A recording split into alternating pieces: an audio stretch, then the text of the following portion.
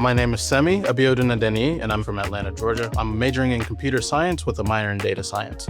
After graduation, I have already accepted a full-time position with Garmin as a software engineer, but I am also going to be pursuing both of my businesses on the side. UT has a crazy amount of resources. I think especially their staff are really trying to direct students towards that.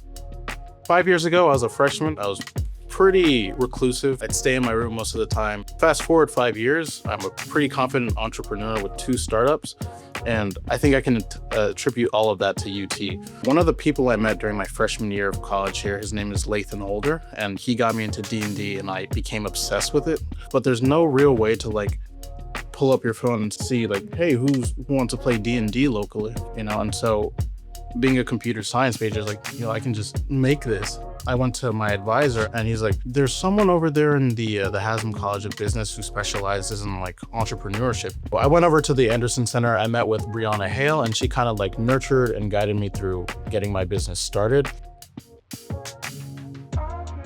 Everyone here that I met actively pushed me towards my goals. So I want to make sure that I can continue to be a volunteer, and that I want to be a startup coach in the future. I can help upcoming entrepreneurs sort their way through that.